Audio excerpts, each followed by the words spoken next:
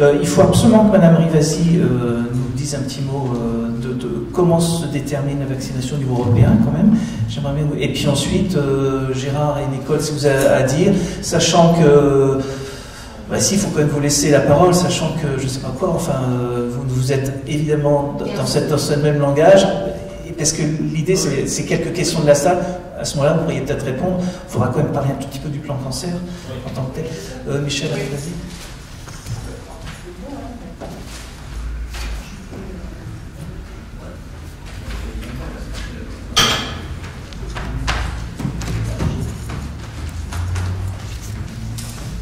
Comme on vous l'a indiqué, au niveau européen, il y a l'Agence européenne des médicaments qui est financée à 80% par les laboratoires pharmaceutiques et 20% par l'Europe. Il faut quand même que vous le sachiez. Hein. Donc, moi j'ai participé à une directive sur la pharmacovigilance. Et dans le cadre de cette directive, on a séparé, si vous voulez, les gens qui donnaient les autorisations de mise sur le marché des experts qui faisaient les études sur les effets secondaires, alors qu'avant c'était les mêmes. Et rappelez-vous l'affaire du Mediator, moi j'étais intervenue sur le plan européen et j'avais saisi l'OLAF. L'OLAF, si vous voulez, c'est l'Office pour la résolution des conflits, qui est indépendant à la fois du Parlement et de la Commission, et c'est suite à ça que on avait mis en cause Éric Abadie et Jean-Michel Alexandre. Je vous signale que c'est vraiment grâce à la saisine de l'OLAF qui a travaillé après en collaboration avec les tribunaux français. Et pour la petite histoire, Éric Abadie, une fois qu'il avait été viré de l'AFSAF, voulait être embauché comme fonctionnaire permanent de l'Agence européenne des médicaments. Alors, quand j'ai vu ça, j'ai amené le dossier grâce... Alors, moi, je peux vous expliquer comment... Enfin, je répondrai à votre question, mais pour être performant, parce qu'après, il faudra établir une stratégie quand même, hein, ensemble. Mais pour être performant, moi, je travaille en réseau. Je travaille avec le Forum INDEP, je travaille avec les gens de Prescrire, je travaille, vous voyez, avec plein de petites mains qui sont super au courant sur les conflits d'intérêts. Une fois que j'ai le dossier, je l'amène à l'OLAF et je leur dis, ce mec-là, pas question qu'il soit embauché. Et on a gagné chaque fois. Mais il me faut me faire remonter les infos parce que comme je suis à la commission ENVI, qui est la commission santé-environnement, l'Agence européenne des médicaments dépend de cette agence. Et alors, on a une arme redoutable, qui est la décharge. C'est-à-dire que moi, j'ai pu intervenir sur les conflits d'intérêts et notamment sur les déclarations des experts quand on bloque la décharge des agences. Parce que même si ça représente 20%, vous voyez, l'argent européen pour le fonctionnement de ces agences, si j'obtiens le vote, et je l'ai obtenu 3 fois, pour supprimer la décharge, en voyant la supprime sur 6 mois, je viens après, comme je suis très influente au niveau du groupe Vert, parce que c'est moi qui m'occupe de la santé, après le directeur vient dans mon bureau, et c'est tout juste, il n'est pas à genoux pour me dire qu'est-ce qu'il faut faire pour que vous nous donniez la décharge. Et c'est là où j'avais dit, ok, alors je veux la déclaration d'intérêt de tous vos experts. Je veux que toutes les études cliniques soient affichées et qu'on puisse justement regarder ce qu'il en est. Je veux, etc. Et ça, si vous voulez, c'est toute la remontée des gens, vous voyez, qui travaillent dans les réseaux. Et là, donc, ça a été accepté. Une fois que Guido Razi a accepté toutes les recommandations qu'on lui a faites, à ce moment-là, on a voté la décharge. Vous voyez, on joue comme ça. Et la dernière en date, elle n'est pas vieille, il y a une semaine, les laboratoires pharmaceutiques ont attaqué l'Agence européenne des médicaments parce qu'ils donnaient justement les études cliniques. Et là, l'Agence européenne des médicaments revenait en arrière pour dire on ne va pas donner toutes les données, on va donner que la synthèse des études cliniques. Et tout à l'heure, votre intervention, là, très bien, là, sur les études cliniques, vous voyez que vous les avez parce que vous avez des politiques derrière qui poussent toujours à la transparence. Et donc, j'ai saisi de suite Maranouki pour lui dire, comme vous, la France, vous allez voter, il faut voter contre la nouvelle proposition de l'Agence européenne des médicaments. Et il m'a répondu de suite, hein, avec le mail, il m'a dit, je vous suis, on va voter contre. Mais c'est la France, alors après, il faut regarder la Suède, hein, les autres pays, puisqu'il y a un représentant dans chaque pays. Donc, vaccination, les autorisations, et de plus en plus c'est comme ça, sont données par l'Agence européenne des médicaments. Et une fois qu'il y a ça, c'est quand même très difficile. Alors on l'a vu sur la pilule 3e et 4e génération, vous voyez sur Diane 35, on était intervenu pour demander des comptes. Mais là où ça bloque, c'est que moi je ne crois pas du tout à la pharmacovigilance. La preuve, vous le dites vous-même, vous ne faites pas remonter les effets secondaires. Donc moi, quand je demande à l'Agence européenne des médicaments, qu'en est-il sur ce médicament, ils me disent, circuler, il n'y a rien à voir. Alors on a fait une base qui s'appelle EudraVigilance. Là aussi, moi j'ai contribué pour que les patients puissent directement interpeller l'EudraVigilance sans passer par les médecins. Mais il y a très peu de gens qui sont informés et il faut que ça soit vraiment quelques personnes initiées, vous voyez, pour le faire remonter. Alors je l'ai vu sur NACO, là, parce qu'il y a eu plusieurs cas où ils ont fait remonter les effets. Deuxième chose qu'il faut savoir, il y a le CDC. Alors le CDC, c'est un organisme qui est basé à Stockholm, et lui, c'est un organisme qui est entièrement financé par la Commission européenne, et qui pousse aussi à la vaccination, mais en faisant des études épidémiologiques. Vous voyez, c'est l'organisme qui vérifie l'impact des vaccinations, etc., etc. Donc ça, c'est un organisme beaucoup plus indépendant parce qu'il n'est pas financé, mais il regarde que les maladies infectieuses.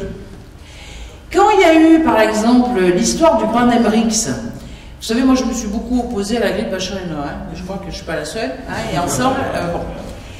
J'ai fait un rapport sur la grippe H1N1. D'abord, je voulais une commission d'enquête, parce que je n'ai pas compris pourquoi l'Europe a suivi l'OMS comme ça, et donc je voulais savoir exactement ce qu'il en était. Je vous signale que les présidents de tous les groupes en dehors des Verts et de la GUE, qui est un peu l'extrême gauche, et des libéraux, le PPE, donc tous les conservateurs et les socialistes, ont voté contre la commission d'enquête. Quand même, il faut que vous sachiez qui fait quoi là-dedans. Mais j'ai eu quand même un rapport d'initiative. Et lors de ce rapport d'initiative, j'avais demandé qui prend les décisions. Parce que tout le problème, c'est où est le pouvoir.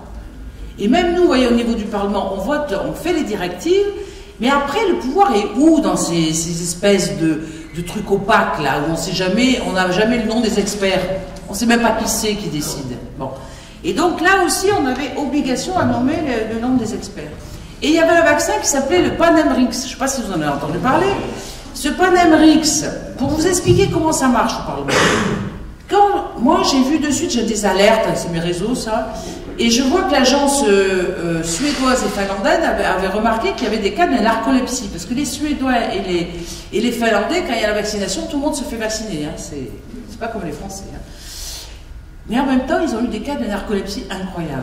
Donc je vais voir le commissaire, qui était Dalli à l'époque, et je lui dis, monsieur Dalli, là il y a des soucis sur le Pandemrix, il faut arrêter cette vaccination sur le Pandemrix parce qu'il y a trop de cas de narcolepsie. Donc il me dit, je vais regarder, je verrai. Une semaine après, je retourne à son bureau, il me dit, non, non, tous mes experts me disent que c'est une prédisposition génétique des populations qui sont en Suède et en Finlande. Alors je lui dis, écoutez, arrêtez de me raconter des conneries. Je regarde, il y avait des cas de narcolepsie en Espagne, en France, il y avait quelques-uns, mais enfin, c'était incroyable de faire ça. J'ai interpellé l'Agence européenne des médicaments et notamment le CDC, parce que c'était à lui à faire ce boulot. Eh bien, le CDC a été bloqué par l'Agence européenne des médicaments en disant c'est pas de votre sort, c'est le Mediator, c'est pas un vaccin, et donc vous n'avez pas le droit de vous intéresser à ça. Mais en faisant beaucoup de, vous voyez, en remontant au créneau, au bout de 6 mois, ils ont interdit ce Pandemrix. Mais vous voyez, le boulot d'un parlementaire, c'est un boulot considérable, parce que moi j'ai repéré quelques trucs, mais vous voyez, on n'a pas un groupe d'experts, on n'est pas comme les sénateurs américains où on a 50 assistants, hein, on en a 3, et il faut travailler en réseau. Donc 2 choses à l'Europe, l'Agence européenne des médicaments qui donne les autorisations. Alors une fois que vous avez une autorisation européenne, vous passez où vous voulez, hein, et la pharmacovigilance, même si j'ai participé à la directive, on a essayé de jouer plus de transparence, de vigilance, etc. Il n'y a pas assez de remontées, donc moi je ne me fie pas trop à ces résultats. Et le CDC, qui normalement est un organisme qu'il faut pousser pour avoir, vous voyez, les effets des vaccinations. Mais ils sont quand même très pro-vaccination. Hein.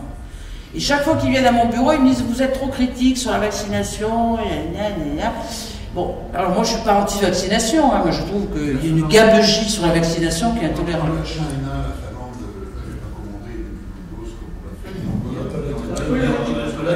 Alors la Pologne, c'était le seul pays où la ministre de la Santé que j'avais auditionnée a refusé la vaccination parce qu'elle a été... Et ça, on le doit parce que c'est des femmes. Il y a les labos qui sont allés la voir, parce qu'il faut quand même que vous sachiez l'histoire, comment ça s'est passé. Les labos sont allés la voir en disant, si jamais vous achetez pas les doses, on vous met sur la place publique, et si jamais il y a un gamin qui meurt, ça sera vous la responsable. Ils l'ont tellement menacée, cette femme, qu'elle a dit, ce sont des crapules. Et elle avait autour d'elle un comité d'experts, qui n'était pas le comité d'experts de Bachelot, qui était pourri de conflit d'intérêt. Elle avait ces experts qui sont venus aussi témoigner, et qui avaient regardé ce qui se passait en Australie, en Argentine, et puis ils avaient vu que ce n'était pas un virus qui était catastrophique, et ils se sont dit, avec les moyens qu'on a, on peut s'en sortir. Et elle a eu du bol parce qu'il n'y a pas eu de cas, vous voyez, au début, de gamins morts et tout. Et maintenant, c'est la diva, hein, parce qu'elle a fait économiser à la Pologne des millions d'euros, elle n'a acheté aucune dose, mais elle était, vous voyez, confortée par son comité, et elle a dit, non, je trouve que c'est scandaleux la façon dont ils me menacent, parce qu'ils ont vraiment menacé la ministre en disant, si elle n'achetait pas les doses, elle était soumise, vous voyez, à la vindicte populaire. Merci beaucoup. On va je veux absolument que Nicole Delépine parle, parce qu'il nous parle un peu de ce plan cancer. Vous n'avez pas une influence sur Air France pour attendre les avions? Ça serait bien, parce que c'est 21h à Orly, mais il faut que j'y sois avant. Non, largement. On va t'emmener alors. On t'emmène. Donc Nicole Delépine, qui va nous parler un peu d'éthique par rapport au plan cancer, qui a été renouvelé il y a quelques mois. Il y avait le plan cancer 2009-2013, ensuite maintenant 2014-2000, je sais plus combien. Voilà. Bon, merci. Moins 3 minutes, alors si j'ai compris, je viens là. Voilà, j'ai fait juste 2-3 petits diapos parce que vous aviez mis qu'il n'y avait pas d'intérêt. Donc voilà, comme ça. Tu passes à la suivante. La suivante, parce que c'est... Non, celle-là. Bon, donc, pas d'intérêt en dehors des... Pas de conflit d'intérêt, mais beaucoup de conflits, parce qu'en fait, effectivement, on se défend contre la bureaucratie qui est en place. On défend la liberté de soigner. Alors ça, évidemment, la petite unité d'oncologie pédiatrique dont parlait tout à l'heure Philippe est symbolique, mais c'est symbolique d'un problème absolument général français, et malheureusement, apparemment, qui dépasse l'Espagne aussi, la Belgique, pour les pays où je sais que ça se passe comme en France. Donc effectivement, notre combat, ce n'est pas contre les essais thérapeutiques, c'est contre l'entrée systématique et l'inclusion systématique des enfants, puis maintenant des adultes, parce que malheureusement, le problème se pose de plus en plus pour les adultes, à cause d'un monopole de traitement des cancers qui s'est mis en place avec les plans cancer successifs et qui maintenant, avec le dernier plan cancer, est extrêmement serré. Oui, parce que si je lance là, ça ne va rien changer. Donc, alors le dernier, c'est une vraie catastrophe, c'est encore pire que les autres, parce qu'il est écrit absolument clairement. Donc là, j'ai juste mis un commentaire, parce qu'il y a j'ai découvert hier soir, ça, tu me demanderais de parler de ça, un rapport du Sénat sur, le Sénat et les députés, je crois, sur la médecine personnalisée, et cette espèce de confusion des gens, maintenant, de manipulation terrible de la population, parce qu'on dit, ah oui, vous avez envie d'être soigné par votre médecin qui vous regarde bien comme vous êtes, malade, etc. Évidemment, c'est ce que veut tout le monde. Alors on va vous faire la médecine personnalisée, mais pas du tout. La personne, ça va être juste cette petite cellule cancéreuse, qui d'ailleurs n'aura peut-être déjà, comme tu disais tout à l'heure, jamais évolué, mais la personne, ce n'est plus l'humain, quoi, ce n'est plus l'être humain qu'on a en face, mais bien la petite cellule cancéreuse, et encore quelques cellules cancéreuses, cancer dont on sait qu'il est hétérogène, enfin, quelques cellules cancéreuses vous pouvez avoir, et les quelques mutations sur lesquelles, là on a un médicament, donc c'est ça qu'on va donner. Et puis éventuellement, si on peut trouver 3 mutations, ça fait quand même 3 médicaments à 15 000 € le mois, ça fait 45 000, donc c'est quand même mieux. Voilà. Alors sur cette manipulation des foules, dont par exemple le professeur Fagot-Larjoul, qui est professeur au Collège de France, expliquait clairement que c'était une... Et après, il y a plein de discours, il y a Agnès Buzyn qui est citée ici, enfin, il y en a plein d'autres qui disent, attention, c'est personnalisé, c'est pas personnalisé, c'est pas le bon mot, on l'a donné, c'est les labos qui ont donné ce mot-là, pour que vous acceptiez, quand vous allez voir le médecin, on va vous dire, ah c'est formidable, vous avez un médicament pour vous, etc. Mais pas du tout, vous avez un médicament pour faire gagner des sous à tout le monde. Donc c'est assez dramatique parce que ça va beaucoup plus loin, il m'a dit parle pas trop d'argent, je vais même pas parler d'argent parce que j'ai pas besoin de parler d'argent, parce que même si on était richissime, c'est pas une raison pour pas guérir les gens. Or, à partir du moment où on impose de les rentrer dans les essais thérapeutiques, et dans les essais thérapeutiques précoces, c'est-à-dire que maintenant vous avez tellement de chance d'être français, c'est formidable, vous avez le droit à l'innovation tout de suite, c'est-à-dire qu'avant même que les expérimentations soient faites, on fait faire l'essai thérapeutique par la sécurité sociale, remboursé à 100%, rubis sur longue, à des prix non négociés, puisqu'on ne négocie les prix qu'au moment de l'autorisation de mise sur le marché. Au bout de 3-4 ans de ce système-là, bien évidemment, finalement l'autorisation de mise sur le marché, on ne la donnera pas parce qu'il y a un MeToo qui est arrivé, enfin une petite copie qu'on va pouvoir refaire le circuit, et c'est thérapeutique précoce, à des prix absolument faramineux, qui ruinent la sécurité sociale, qui sont remboursés depuis 2003. Quelqu'un parlait de la sécurité sociale tout à l'heure. Je la défends toujours, parce que mon papa est un fondateur, mais elle n'existe plus. C'est un organisme d'État, en tout cas, elle prend ses ordres de l'État. Et en 2003, il y a eu une réunion à l'Élysée pour créer l'ONCAS. Le jour où ils ont décidé de créer l'ONCAS, il n'y avait pas le directeur de la sécurité sociale, il y avait, je ne sais pas s'il y avait le président de la République ou en tout cas ses conseillers. Et les médecins qui ont créé ce plan cancer, ils n'étaient pas tellement, ils étaient 3-4, on sait, ils donnent leur nom, on les trouve partout, c'est pas un secret d'État, hein, c'est dans les bouquins, comme disait le collègue tout à l'heure, j'ai tout dans les bouquins, dans les rapports. Et donc ils ont imposé une liste en sus, qu'ils appellent, c'était une liste qui est payée à part, c'est-à-dire vous avez la T2A dans vos hôpitaux, vous avez une chimio 5 jours, machin, ça coûte 5 000 €. Mais si vous êtes assez intelligent pour mettre une molécule dite innovante qui est sur la liste en sus, votre directeur ne perdra rien, il est content, vous êtes médecin, vous allez pouvoir aller au congrès payer parce que vous réutilisez ces molécules-là. Et en plus, le malade il sera content parce qu'on lui dira quand même vous avez de la chance d'être en France parce qu'en Angleterre vous n'auriez pas eu ce médicament. Et puis malheureusement, ça veut dire quoi? Et c'est précoce, ça veut dire que c'est d'emblée quand on découvre son cancer et pendant ce temps-là on ne lui donne pas les traitements éprouvés. Je veux quand même répéter une xème fois parce que je dis toujours, en 1985 on guérissait 80% des cancers d'un enfant et au moins 50 voire 55% des cancers de l'adulte. Ces gens-là, enfants et adultes, n'ont plus droit à ces traitements éprouvés puisqu'on commence par leur donner pour la plupart, et en tout cas chez l'adulte, ces fameuses molécules innovantes à des prix défiant toute concurrence et que Gérard avait calculé, c'est 1000 fois plus cher que l'heure. Enfin, ça dépend, quoi, ça dépend. 18 € le gramme d'or et 5 000 la molécule. Voilà, enfin bon, c'est à des prix défiant toute concurrence, puis ça monte encore, puisque pour l'hépatite C, c'est 56 000 €. L'hépatite C, c'est 56 000, parce que la cancérologie, ça ne suffisait pas à faire riche, au revoir. Évidemment, il fallait que ça atteigne les pathologies, l'infectiologie, etc. Voilà, mais bon, je crois que je vous ai dit l'essentiel. Ce qui est absolument aberrant, c'est que effectivement, on ne donne plus, et notre combat, c'est celui-là, et c'est pour ça qu'on veut faire disparaître mon service, qui est comme modèle, et comme thermomètre, comme le fait que ça existe. Parce que quand vous avez des essais, vous avez des traitements mis au point qui guérissaient dans certaines maladies, 90% des enfants, et quand on les rentre dans les essais thérapeutiques standardisés, on tombe à 50 et on va tomber encore plus bas parce que les gens ne savent plus, ils ne regardent plus puisqu'ils sont devenus des robots. Les malades sont devenus des objets, nous sommes devenus des robots.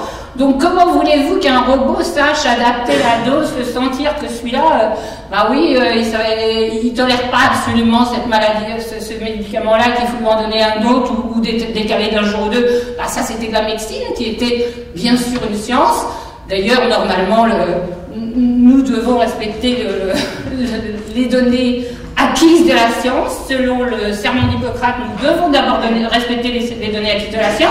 C'est aussi l'arrêt Mercier de 1936 et tous les gens qui sont en ce moment en train de faire des essais thérapeutiques sans respecter les données acquises de la science, ils vont un jour se retrouver tout couillants devant un jury parce que pour l'instant, il n'y a aucune protection juridique. Sous prétexte, je vous dirais parapluie, on m'avait dit, c'était l'INCa qui avait dit. Non, l'INCa, il n'a rien à dire. Donc juste quand même pour vous dire pour vous dire à quel point c'est dans la réalité. En 2008, il y avait 1100 enfants qui étaient lancés dans les essais thérapeutiques. En 2012, il y a eu 2120 essais thérapeutiques cliniques chez l'enfant, alors qu'il n'y en a que 1700 enfants par an, heureusement, atteints de cancer. Donc c'est écrit en toutes lettres, c'est 1,25 essais par enfant en 2012. C'est le rapport de M. Vernant, 2013, que vous trouvez partout, qui a utilisé pour faire le plan cancer nouveau. Donc c'est quand même un vrai problème. Chez l'adulte, ils n'ont pas encore tout à fait aussi, parce qu'il y a quand même beaucoup plus d'oncologues d'adultes, c'est quand même un petit peu difficile. Mais enfin, c'est la tendance. On a de plus en plus. Moi, j'ai de plus en plus de mails de gens qui me disent voilà, j'ai mon frère dans le truc, mon frère qui va pas bien, qu'est-ce que je fais? Je lui ai envoyé le dossier, et 3 jours après, ils me répondent il est mort. Parce qu'en plus, ces molécules innovantes, ouais, En plus, ces molécules innovantes, ça je ne peux pas vraiment encore le dire, mais il y en a quand même seulement un certain nombre qui sont dangereuses, ou pas surveillées, ou pas bien, j'en sais rien. Enfin, ce qui est normal, c'est des molécules en essai thérapeutique. Les effets secondaires ne choquent pas. Ce qui est choquant, c'est qu'on dise aux gens, ah, vous avez une innovation, et qu'on leur dise pas, vous êtes un essai thérapeutique, vous êtes un vrai cobaye. Voilà. Donc, perte de chance de survie. Pour les... Voilà. Alors donc vous avez violation du code du serment d'Hippocrate, du code de santé publique, parce que normalement, c'est encore là, dans le code de santé publique, vous avez le choix, le libre choix de votre médecin, mais si votre médecin, il n'a pas le choix, il n'y a plus de choix. Je ne l'ai pas mis là, mais violation du code de déontologie, puisque nous devons faire respecter notre indépendance professionnelle, et on m'expliquera comment, à partir du moment où vous avez un monopole de traitement imposé par le cas, et l'ARS et l'HAS, etc. Parce que si vous ne respectez pas, votre établissement n'est plus accrédité, à la prochaine accréditation, vous ne pouvez plus exercer votre métier. Et en plus, vous devenez le mouton noir de votre équipe, parce que si vous ne respectez pas, eux, ils ne vont pas être accrédités non plus. Donc c'est vraiment un système, dictateur soft, hein, dictature soft, ils n'aiment pas qu'on dise ça, mais enfin, c'est quand même la réalité. Donc violation du code de Nuremberg, et j'en appelle aux députés européens, parce que c'est vraiment très très important. D'abord, j'ai découvert avec horreur, j'ai quand même beaucoup de collègues qui ne savent pas ce que c'est le code de Nuremberg, donc on leur réexpliquer. Ah ouais, c'est invraisemblable, hein. Y compris des gens qui font des essais thérapeutiques tous les jours, et y compris des réanimateurs. Enfin. Donc, code de Nuremberg, il est violé pour les essais thérapeutiques en permanence. Pourquoi? Parce qu'on ne donne pas le choix. Maintenant, bon, le consentement éclairé, puis le rapport dont tu as parlé, quelqu'un a parlé tout à l'heure de 2003 sur les essais thérapeutiques chez l'enfant, ils ont quand même un papier à signer, un peu compliqué, un peu long, un peu machin. Pas très clair, mais enfin, ils l'ont, merci, sur le traitement qu'on leur propose. Mais ils ne l'ont pas du tout sur les choix alternatifs, mais pas des traitements de médecine parallèle. On ne leur dit pas, voilà, il y a tel traitement publié qui donne tel résultat, qui donne, je sais pas, 50% de guérison, 60% selon la maladie. On leur dit, c'est le seul traitement en France, et puis si vous n'êtes pas content, on vous dit, puis en Europe, et puis si vous n'êtes pas content, bah c'est le juge. Hein, vous acceptez, vous signez, sinon c'est le juge des enfants. Et je vais terminer là-dessus, parce que j'ai été quand même trop longue finalement, que j'ai quand même un gamin au moins qui a été amputé sous tutelle, et j'ai quand même connu plusieurs familles qui ont été complètement cassées, amputées sous tutelle. C'est-à-dire ils ont dit non, on l'envoie à tel chirurgien, on le met sous tutelle, le chirurgien l'a amputé, et puis 8 jours après le juge a dit oh, la tutelle n'était pas justifiée. On a reçu le gamin, je dis à chaque fois, je vais pas recoller la jambe, parce que c'est vrai, quoi. Et cette famille est cassée, elle se bat, quand même, ça fait 10 ans, 15 ans qu'ils font procès, elle se bat. Et puis on en a connu beaucoup d'autres qui sont cassés à vie, les gens, parce qu'ils ont été regardés par leur famille, leurs voisins. Vous êtes vraiment c'est honteux, vous voulez pas qu'on fasse soigner votre enfant, mais enfin les médecins ils vous proposent forcément ce qui est mieux pour votre enfant. C'est le ressort du cardiaque. Merci. Il y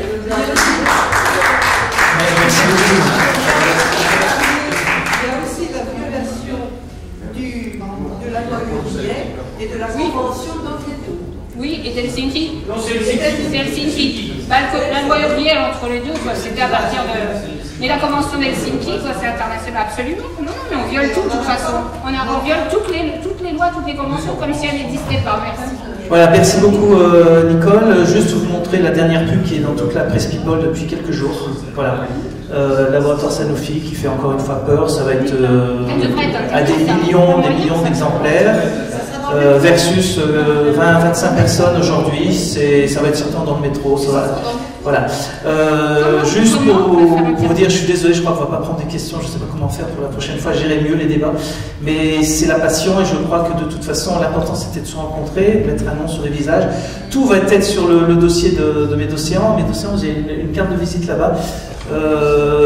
Alors, il y a plein de choses, hein, plein de vidéos. Il y a notamment, ce qui est très important, si vous allez dans le dossier HPV, vous avez les 2h20 de l'Assemblée nationale avec Jean-Claude Riva, Catherine Riva et Jean-Pierre Spinoza au niveau efficacité, enfin tout le vrai, l'argumentaire scientifique qui n'a jamais été remis en cause d'ailleurs.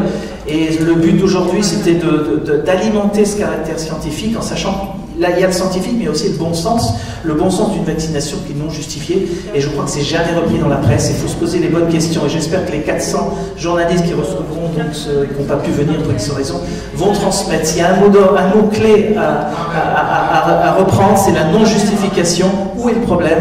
Et en plus, ça coûte cher. Moi, vraiment, un grand merci à Madame Rivasi qui nous a accueillis. Grand merci à vous. Désolé, mais les questions, pourtant, j'avais promis à vous de laisser la parole. Je sais qu'on aimerait tous, mais il y a vraiment des contraintes horaires et je pense que c'est que le début d'une chose, sachant que moi je m'étais dit j'arrête parce que depuis 8 ans je passe des jours et nuits, des milliers d'heures. Mais l'important c'est de savoir qu'il y a d'autres personnes et qu'il faut que vous preniez la parole dans les médias, finalement, à partir d'aujourd'hui, vous savez tout. Et la force qui fera changer les choses, c'est vous, c'est pas eux, c'est nous. Donc voilà, merci encore et merci. Merci à vous. On a... Mais si, tiens, par contre. Alors, Monsieur Lambert, qui est président de l'association E3M pour la myofasciite. Attends. On parle ici. Je vais passer par là.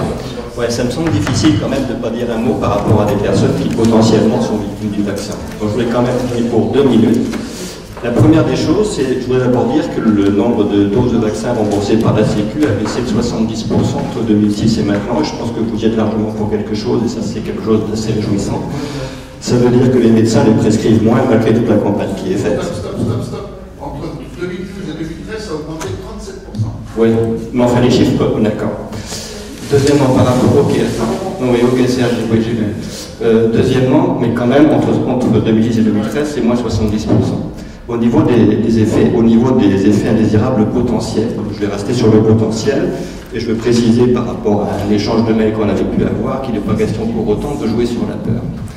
Quand on a déjà à l'occasion avec Michel ici fait des conférences de presse et lors des colloques qui sont déroulés à l'Assemblée nationale le 22 mai, le docteur Lee des USA, qui a été confirmé par le professeur Bellec, qui est la responsable du service de virologie de l'hôpital européen Georges Pompidou, il y a dans chaque ampoule de garde d'asile 200 à 400 fragments d'ADN, ce qui est anormal. On ne sait pas quelles sont les conséquences de cette présence, mais ça implique qu'il faut de la recherche pour le savoir. Donc ça, c'est le premier point. Le deuxième point, je ne sais plus qui dans les intervenants. Et là, on donne 250 000 euros. Comment? Scandaleux. 250 000 euros. Oui.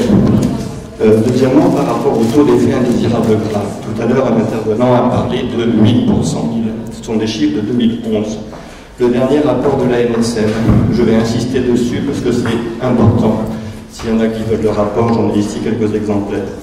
Le dernier rapport de l'ANSM, qui porte sur les résultats au 20 septembre 2013, fait le bilan des 7 années donc, sous garde d'asile, et en particulier la dernière année. Les chiffres importants ne sont pas visibles dans le rapport. Ils sont cachés.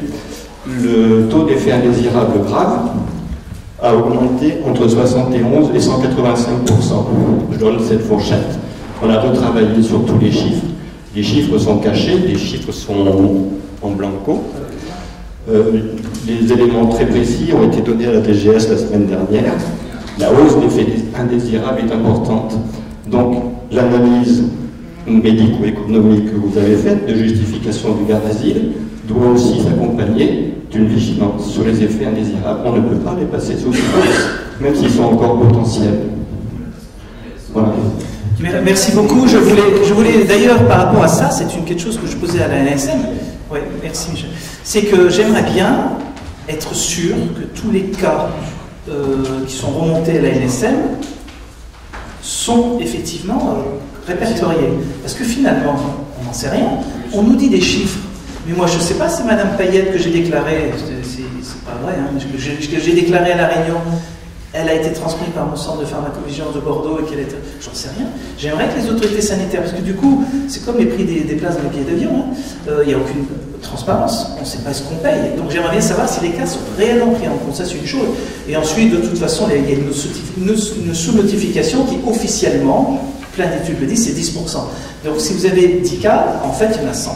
Donc il y a une solidification. Il faut vraiment qu'on clôture le débat parce que il n'y a pas rien de plus pénible que d'un débat où tout le monde part ensemble. Je suis vraiment désolé, on se reverra, merci encore, et j'admire le courage de nos hommes politiques qui ne sont pas venus, de nos autorités sanitaires, et je crois que de toute façon ils ne pouvaient pas venir, parce que franchement je ne sais pas ce qu'ils auraient pu dire face à un argumentaire qui tient debout, qui tient la route, et pour lesquels personne ne peut remettre en cause. On clôture là, parce que...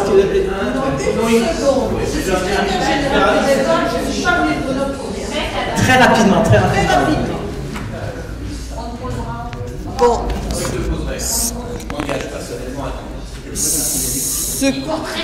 Ce que je voudrais dire, c'est que ce qui vous arrive aujourd'hui, c'est exactement ce qui nous est arrivé, nous, en 94 et en 96. Or, à l'époque, vous ne le savez peut-être pas, mais Douste Blazy, qui était le ministre, se faisait élire aux élections législatives de 93. Et il s'est fait payer à l'époque, on en a des preuves, par le SNIP, c'était le SNIP à l'époque, et également par Pierre Fabre, qui a fait la carrière de Douste Blazy, vous le savez, et qui connaît aussi très bien Cahuzac d'ailleurs. Hein. Tout ça, c'est la même chose. Bon, alors, si on nous avait écouté un tout petit peu à l'époque, si on avait eu un tout petit peu plus de soutien, s'il y avait eu quelques sanctions contre ces gens-là, comme il y en a eu en Italie d'ailleurs au moment des mains propres, vous n'auriez pas les problèmes que vous avez aujourd'hui. Alors je pense qu'il ne faut pas oublier cette histoire-là, qu'il y a eu des milliers de victimes du vaccin hépatite B, que vous n'avez entendu parler que des scléroses en plaques, alors qu'un quart au moins des autres maladies n'étaient pas la sclérose en plaques, il y avait des maladies dégénératives très graves, dont celle dont mon mari est mort, la sclérose latérale amyotrophique. Et là, je peux vous dire, justement, je regrette beaucoup que Bouvenot ne soit pas là. Parce que Bouvenot, certainement, c'est quelqu'un qui peut-être aurait pu nous dire des choses. Alors, je vais apprendre d'ailleurs à Didier, qui ne doit pas le savoir, et j'ai la référence exacte du numéro de la page et tout, hein, dans sa pathologie médicale. Il a fait 6 tomes de pathologie médicale. Il disait en 1996, et il annonçait, Christopher Shaw, que justement la SLA pouvait être déclenchée par l'aluminium. Il le disait en 1996. Et quand Mérieux a racheté l'Institut Pasteur, il y a eu comment on appelle, des chercheurs de l'Institut Pasteur qui ont dit à Mérieux, faites attention, l'aluminium c'est dangereux. Bon, donc tout ça, ça remonte quand même très loin, et je ne voudrais pas qu'on l'oublie. Voilà, il y a eu des milliers de victimes, il y a eu des morts, beaucoup plus que vous ne pouvez penser, et quand par exemple, à la Salpêtrière, où on a reçu 900 personnes par an, en 96, après la vaccination massive de 96 pour des SLA, c'était, disait-on, c'est Régine Artois dans Le Monde qui avait fait l'article, elle disait que c'était l'hôpital dans le monde entier qui recevait le plus de malades de SLA. Et tous ces gens-là, ils sont morts dans les 3 ans qui ont suivi, en 99. Donc dans les 3 ans de survie. Ça n'a intéressé personne. Nous, on avait demandé à l'époque au grand patron de la Salpêtrière, hein, de faire tout simplement une petite liste avec à gauche les vaccinés, avec à droite les non vaccinés. On nous a répondu, la CNIL s'y oppose. Donc on est allé demander à la CNIL qui nous a répondu, mais on n'a jamais été contacté. Ça rime à rien cette histoire, c'est une rumeur. Voilà dont nous sommes partis, et les problèmes que vous avez aujourd'hui sont liés à tout ça. Je le regrette, mais voilà.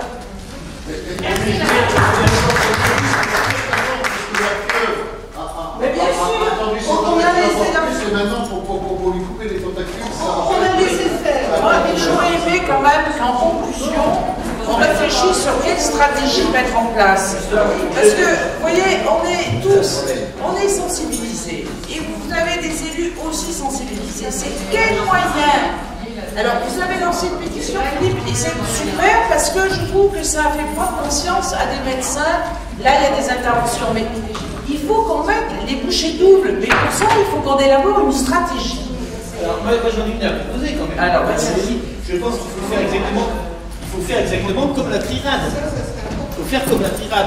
C'est-à-dire qu'il faut faire un organisme qui ne dépende pas de l'État. Et je pense qu'on ne pourra jamais avoir confiance à l'État pour avoir les notifications en particulier des vaccins. Donc il faut faire comme la CRIRAD, un institut indépendant de notification des accidents médicaux. Avec un site internet, ça ne va pas coûter si cher, ça coûtera un site internet correct, mais je pense qu'on peut, pour des sommes raisonnables, réussir à créer un site qui soit européen, ça rendrait les choses. Et si on reçoit d'un seul coup plein de notifications de malades, il n'y aura pas toute la bureaucratie que les médecins sont obligés de remplir, c'est parfaitement dissuasif et c'est fait exprès. Donc on ne pourra jamais faire confiance à un organisme bureaucratique dépend du ministre qui lui dépend de l'enveloppe qui touche du labo. Donc il ne faut pas rêver. Donc je pense que votre initiative que vous faites à Bruxelles est très intéressante. Il faudrait l'élargir un petit peu et la rendre accessible partout. Et deux, le dire, le diffuser partout, sans que les réseaux peuvent le faire savoir. Alors, ça c'est une bonne idée, mais est-ce que vous croyez que des gens, on pourrait peut-être lancer le ballon au niveau de prescrire, de former une DEM? Il faut avoir aussi l'appui des médecins, parce que si vous n'avez pas l'appui des médecins, ils vont faire leur déclaration pour le donner aux agences nationales ou à droit de vigilance, parce qu'ils peuvent le faire directement. Et nous, alors à ce moment-là, faire un truc parallèle. Non, il faut bien entendu le faire avec les médecins. Il faudra que sur ce site, il y ait deux entrées médicales, entrées d'un médecin. De telle manière qu'on va valoriser certaines entrées plus facilement que d'autres. Oui, mais ça veut dire qu'il faut des médecins qui analysent le site, qui analysent toutes les données qui vont venir de l'extérieur. Oui. Mais je pense qu'on peut trouver des bénévoles. Organisons une réunion de travail. Moi, je vous propose, parce qu'il faut, vous voyez, c'est une très bonne idée, mais il faut réunir tous les réseaux, parce que c'est pas tout seul qu'on peut y arriver. Moi, j'ai quelques moyens, je peux vous mettre des stagiaires à disposition, hein, mais s'ils sont à Bruxelles. Mais vous voyez, chacun peut apporter des moyens, mais pensez que si on fait un site, d'abord, il faut bien réfléchir au site, mais surtout qu'il y a des gens derrière qui vont regarder les résultats. Et ça demande du monde. Hein. Je pense que si on fait un appel aux médecins, il y a suffisamment de médecins qui ont envie de faire de la médecine et qui ont marre de ce système. À un moment, il y a un forcing du Conseil supérieur des médecins de la santé publique, etc., qui fait un forcing, un véritable forcing sur cette nouvelle map que constituent les vaccins. Parce que ça va aller très vite. Ah oui, aujourd'hui, il y a 150 vaccins en développement. Moi, je trouve ça, vous voyez, si on peut terminer sur une prochaine réunion pour monter un outil indépendant pour faire remonter les effets secondaires et s'appuyer sur des médecins, moi je suis... Alors il y a deux choses, il y a d'une part que faire au niveau de l'Europe, parce que nous, vous êtes finalement pour l'instant notre premier maillon. Moi je n'avais aucun contact avec l'Europe, donc je crois que l'Europe dit beaucoup de choses, donc il faut vraiment qu'on ait multiplier les contacts en européen. Deuxième chose par rapport à la vaccination, en lisant le BEA, je me suis dit, bon, ils sont en train de sortir le non-invalent, c'est-à-dire 9 souches, qui en plus ne sont pas adaptées à ce qu'a vient de publier le BEH. Mais alors qu'est-ce qu'on va faire des gens qui ont déjà été vaccinés sur 2 souches? Est-ce qu'elles vont toutes être révaccinées? Je sais pas. Moi, je serais une jeune fille à qui on dit ouais, tu es vacciné que contre le 16, 18, le 6, le 11. Mais tu sais, en fait, c'est le 32 et le je sais pas combien. Je veux dire non-vaccination. Voilà. Donc, c'est un réel problème. Et je crois qu'il faut, quand je mettrai le site le BEH, c'est vraiment l'outil de travail dont on doit se servir et qu'on doit diffuser au maximum. Mais les médecins ne lisent pas le BEH. Ils ne le lisent pas, ils ne lisent rien de toute façon. Et voilà. Donc, l'impact, il est le médecin avant tout, à mon avis, aidé par les associations de patients éventuellement, mais la force de frappe, je crois et je pense que c'est les universités, les médecins, les leaders d'opinion et l'Europe. Et c'est vrai, si vous pouviez transmettre les messages de ce soir à certains de vos collègues, quel que soit le parti, parce que on peut être à droite, à gauche, où vous voulez sensibiliser, on est tous mères de famille, etc. Et vraiment, moi j'attends beaucoup de l'Europe, parce que moi je me limite à la France, j'ai pas de contact en Europe, donc, et c'est l'EMEA, il faut faire quelque chose. Quoi. Faites une erreur. Excusez-moi. Enfin, j'y aille vraiment parce que en toute amitié par rapport au travail que vous faites. Je pense que c'est par la complémentarité de nos interventions qu'on arrivera à quelque chose. Vous parlez du travail de Michel que vous pensez depuis longtemps.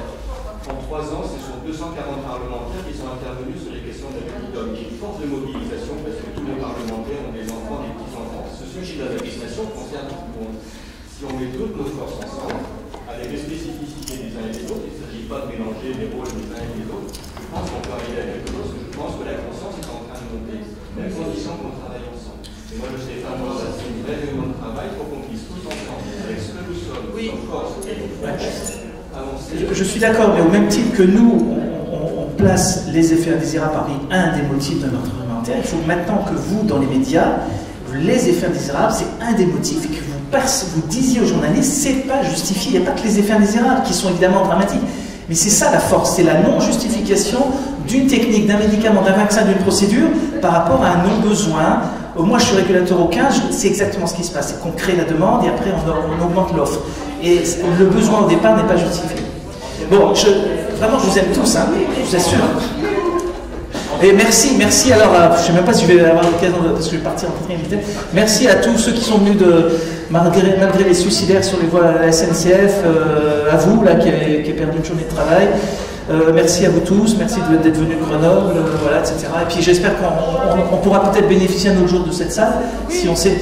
Et ben, déjà on se connaît un peu plus et je pense que petit à petit on arrivera bien à quelque chose. Il faut clôturer là. C'est une salle qui est hyper bien placée. Vous avez des députés européens qui peuvent vous la mettre à la disposition dans le public, dans le but des enfants.